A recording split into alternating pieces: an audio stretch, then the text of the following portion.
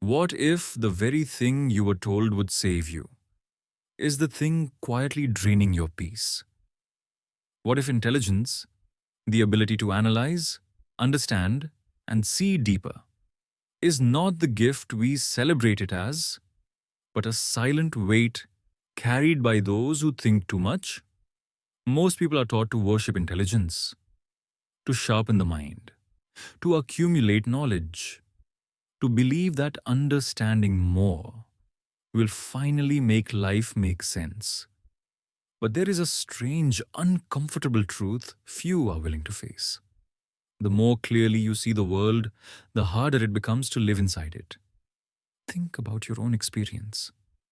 The moments when your mind felt sharpest, were they peaceful or restless? Did understanding bring relief? Or did it open doors you could no longer close? Because once you see through illusions, you cannot unsee them. Once patterns reveal themselves, the world stops feeling innocent. This is the hidden tension of intelligence. Clarity often comes at the cost of comfort.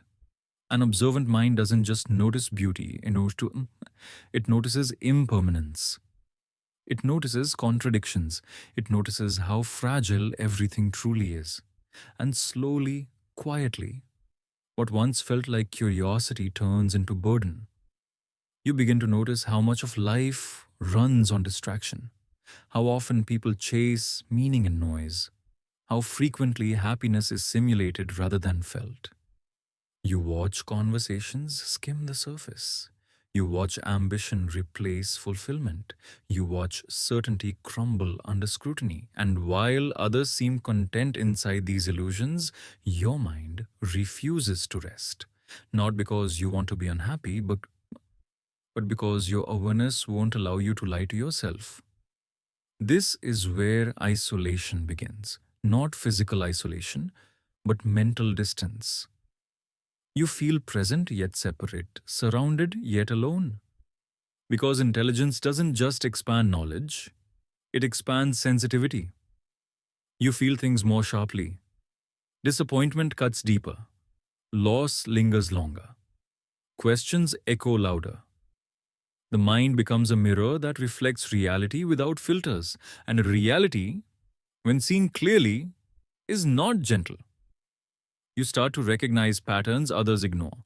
How desire renews itself endlessly, how satisfaction fades quickly, how achievement never truly arrives, and those studies.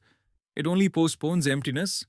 You notice how often people mistake movement for progress, noise for meaning, busyness for purpose, and suddenly the world feels strangely hollow. This is not pessimism, it's perception. The intelligent mind does not create despair, it discovers it. But here's the paradox most never talk about. The same intelligence that exposes suffering also amplifies it. Because awareness doesn't just observe pain, it replays it. It anticipates it, analyzes it, interrogates it. A sharp mind doesn't suffer once, it suffers repeatedly through memory, imagination, and anticipation. This is why overthinking feels exhausting. Not because the thoughts are meaningless,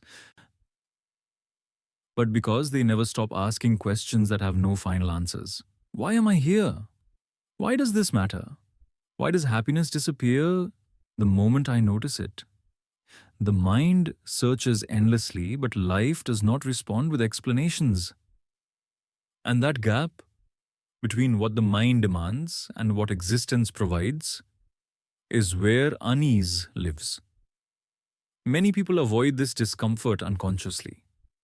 They stay busy, they stay entertained, they stay distracted, not because they are shallow, but because depth requires confrontation. And confrontation is uncomfortable.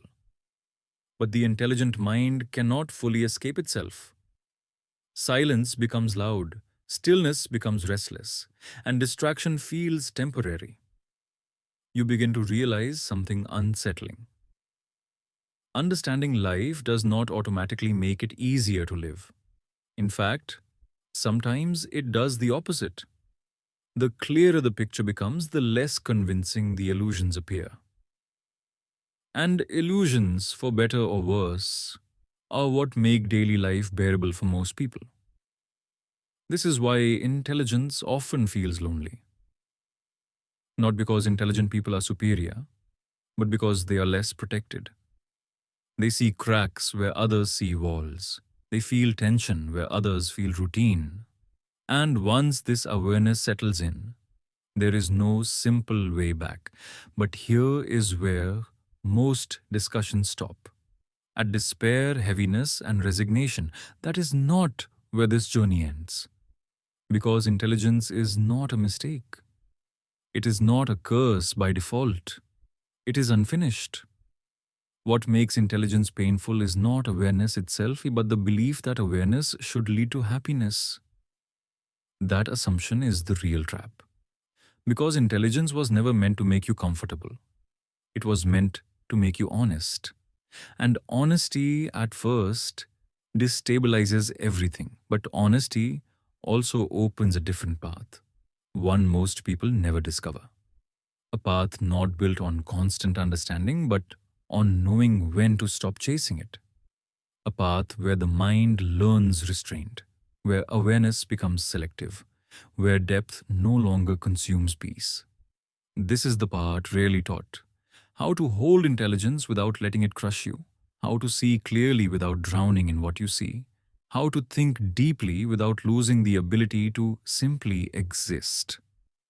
That transformation does not begin by acquiring more knowledge. It begins by changing your relationship with your mind. And that is where this philosophy truly starts. Because the question is no longer, how do I become smarter? The question becomes, how do I live well with what I already see? In the next session, we will explore why highly intelligent minds often feel disconnected from the world, and how that very disconnection holds the key to a deeper kind of freedom. For now, sit with this. Your mind is powerful, but power without balance becomes burden. And learning where to place your attention may be more important than anything you've ever learned. There is a moment that arrives quietly in the life of a thinking person. It doesn't announce itself with crisis or collapse. It comes as a subtle realization. You begin to notice that you no longer fully belong to the rhythm of the world around you. Not because you reject it, but because you see it too clearly. You notice how conversations repeat themselves, how goals recycle, how desires wear different masks but ask for the same thing. More, more recognition, more achievement, more certainty, more control. And the strangest part is this: everyone seems exhausted, yet no one stops running. This is where intelligence begins to separate rather than connect, because awareness creates distance. The moment you recognize patterns, you are no longer fully inside them. You start observing life instead of drowning in it. And observation, while clarifying, can feel isolating. You may still laugh, work, plan, and socialize, but something fundamental has shifted. You are present, yet internally detached. Not cold, not arrogant, just awake. And wakefulness can feel lonely in a world that prefers sleep. You begin to understand something unsettling. Most human behavior is not driven by choice, but by impulse. Not by clarity, but by momentum. People chase careers they never questioned, values they inherited unconsciously, dreams borrowed from someone else's expectations. And when you see this clearly, participating blindly becomes difficult. This is not superiority, it is incompatibility.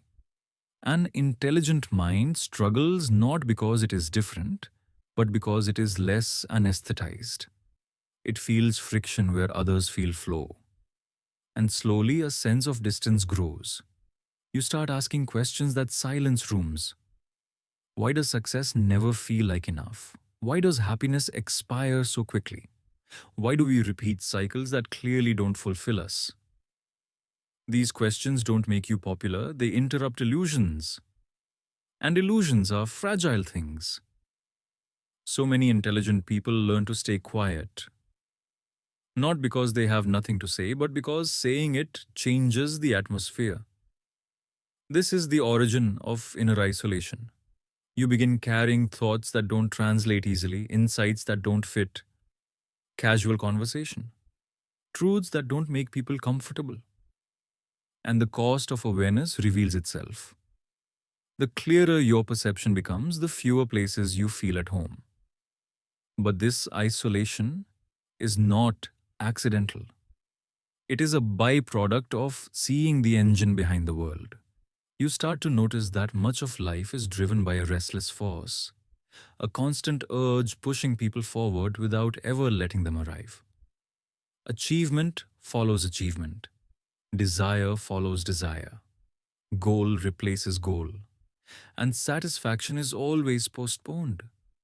You realize something crucial. The world is not designed to calm the mind. It is designed to stimulate it. Noise, comparison, urgency, endless movement. This environment rewards our distraction, not depth. So when a mind becomes deeply aware, it feels out of place, like silence inside a loud room. This is why intelligence often feels heavy. Not because thinking is painful, but because it reveals the futility of endless striving. You begin to see how rarely people ask themselves, when will this be enough? Because if they did, the entire structure would collapse. The intelligent mind sees that the chase never ends, only changes direction. And this realization can feel suffocating. You may feel detached from ambition, yet pressured by it.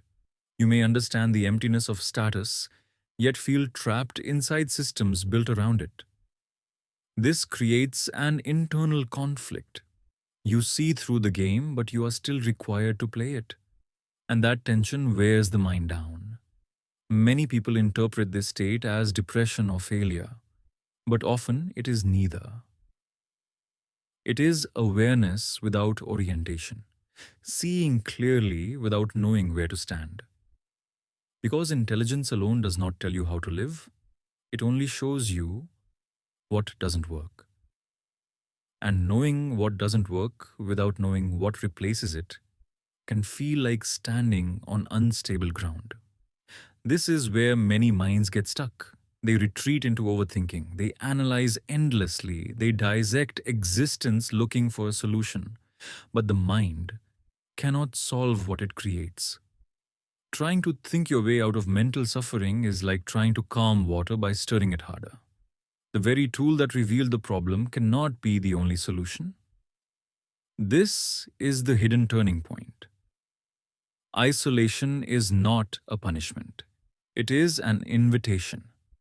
An invitation to stop chasing answers in the same direction. Because intelligence, when left unchecked, turns inward and becomes self-consuming. But intelligence, when guided, becomes something else entirely. Wisdom. Wisdom is not more information. It is discernment. Knowing when to engage and when to step back. Knowing what deserves your attention and what drains it. Knowing that not every thought requires analysis and not every question demands resolution. This is the transition few people make. Most either drown in distraction or suffocate in thought. Very few learn to stand above both. And this is where detachment enters, not as indifference, but as clarity without obsession. Detachment is not emotional numbness. It is freedom from compulsion. Freedom from the need to constantly interpret, judge, or solve. It is the ability to observe the mind without obeying it. This is where intelligence transforms from burden to tool. You begin to realize you do not have to chase every thought. You do not have to react to every impulse. You do not have to resolve every contradiction. Some things are meant to be lived, not solved. And some truths are meant to be carried lightly, not weaponized against yourself. The intelligent mind must learn restraint, Not silence, but discipline. Not ignorance, but selectivity.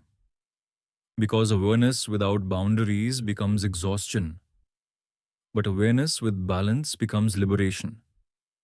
In the next session, we will explore how intelligent minds can step outside constant striving, how stillness, simplicity, and detachment become acts of power rather than escape. And most importantly, how peace does not come from knowing more, but from wanting less. There is a quiet strength that emerges when the mind stops fighting itself. Not suddenly, not dramatically. It arrives gradually. In moments of stillness, most people avoid. You begin to notice that peace does not come from solving life, but from loosening your grip on it. This is the moment intelligence changes direction. Up until now, the mind has been trained to move forward, to analyze, optimize, improve, understand. But there comes a point where forward motion stops helping, where accumulation becomes noise, where knowing more adds weight rather than clarity. And the intelligent mind, if it is to survive itself, must learn a different movement, letting go. This does not mean abandoning thought. It means withdrawing from compulsion. The realization is subtle but powerful. You are not required to engage with every mental impulse. A thought arises. You can observe it without following it. A worry appears. You can acknowledge it without feeding it. An urge demands attention. You can feel it without obeying it. This is where inner freedom begins. Not by controlling the mind, but by no longer being controlled by it. Most suffering is not caused by events themselves, but by the endless mental negotiation that follows. Replaying conversations, imagining futures, reconstructing past mistakes. The mind becomes a courtroom that never adjourns. But stillness interrupts the trial. When you stop demanding resolution, many questions lose their power. Not because they were answered, but because they no longer matter in the same way. This is one of the hardest lessons for intelligent people to accept. Not everything meaningful is understandable. Some experiences resist explanation, yet remain deeply real. Beauty, presence, connection, silence. These are not problems to solve. They are states to inhabit. When the mind learns to rest inside experience rather than dominate it, something unexpected happens. Life feels lighter. Not because it became easier, but because you stopped carrying unnecessary weight. You begin to understand that peace is not found in certainty but in acceptance. Acceptance of uncertainty. Acceptance of impermanence. Acceptance of limitation. This does not weaken intelligence. It refines it. Because intelligence without humility becomes arrogance.